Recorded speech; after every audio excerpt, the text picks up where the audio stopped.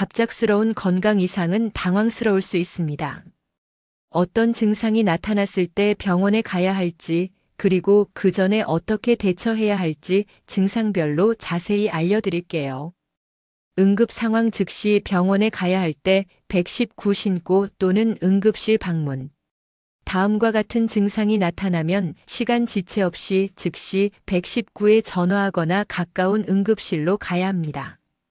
극심한 가슴 통증, 특히 턱, 팔 등등으로 퍼지면서 식은땀, 호흡곤란이 동반될 경우 심근경색을 의심할 수 있습니다.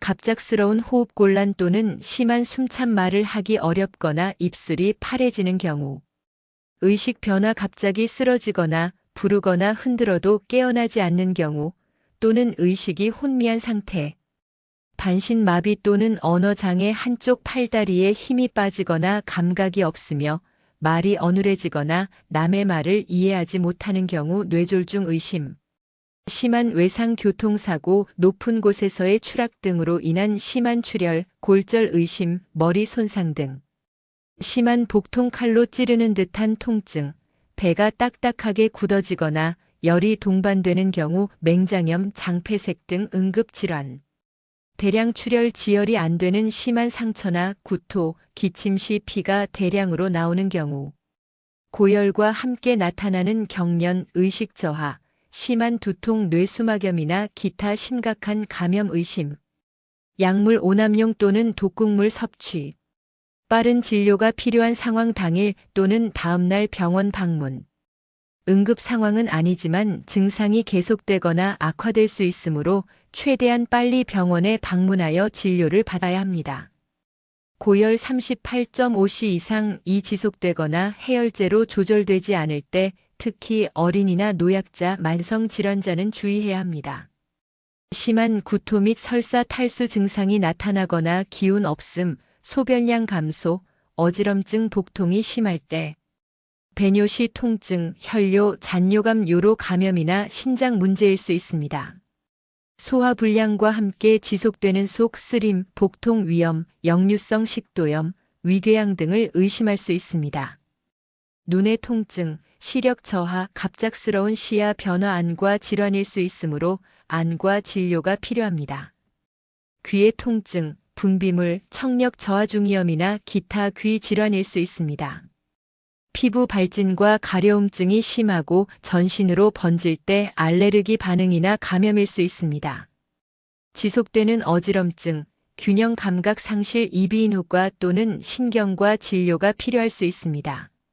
정신 건강 문제, 극심한 불안, 우울감, 불면증, 자해 충동 등이 심해질 때 정신건강의학과를 방문해야 합니다. 경과 관찰 및 자가 조치 후 병원 방문 고려 상황. 증상이 경미하고 일시적이라면 우선 집에서 충분히 휴식을 취하거나 기본적인 처치를 하면서 경과를 지켜볼 수 있습니다. 하지만 증상이 악화되거나 며칠 내로 호전되지 않으면 병원에 방문해야 합니다. 가벼운 감기 증상, 콧물, 목 아픔, 기침, 미열. 조치 충분한 휴식, 따뜻한 물 마시기, 가습기 사용, 일반 의약품 감기약 복용. 병원 방문 증상이 3일 이상 지속되거나 악화될 때, 고열이 동반될 때, 숨쉬기 힘들 때, 가벼운 두통. 조치 충분한 휴식, 수분 섭취, 진통제 복용.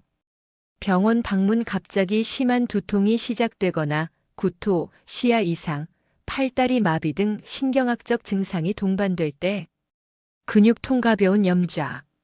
조치 휴식, 냉찜질 초기 2448시간, 온찜질 그 이후, 소염 진통제 복용. 병원 방문 통증이 심해 움직이기 어렵거나 부종이 심하고 멍이 들 때, 골절이 의심될 때, 가벼운 소화불량 체증. 조치 소식, 기름진 음식 피하기, 매실차 등 소화를 돕는 음식 섭취, 소화제 복용. 병원 방문 복통이 심해지거나 구토, 설사, 발열이 동반될 때, 가벼운 외상, 찰과상 등. 조치 흐르는 물에 깨끗이 씻고 소독, 연고 바르기, 밴드 부착. 병원 방문 상처가 깊거나 오염이 심할 때, 출혈이 멈추지 않을 때, 파상풍 예방접종 여부가 불확실할 때, 병원 방문 전 준비사항. 어떤 병원에 가든 진료의 효율성을 높이기 위해 다음 사항을 준비하면 좋습니다. 현재 나타나는 증상을 구체적으로 정리, 언제부터 시작되었는지, 어떤 양상인지, 동반되는 다른 증상은 없는지. 복용 중인 약물 정보, 현재 복용 중인 모든 약의 이름과 용량. 과거 병력 및 알레르기 정보, 알았던 질환, 수술 이력, 특정 약물이나 음식에 대한 알레르기 반응.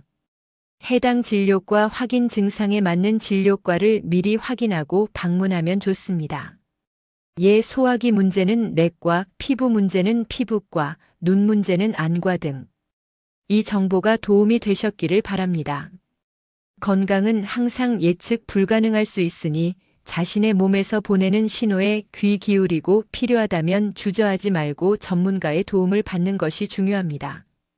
어제는 과거이고 내일은 알 수 없고 지금은 어떠세요? 웃을 수 있을 때 행복입니다. 구독과 좋아요 꾹 눌러주세요. 감사합니다.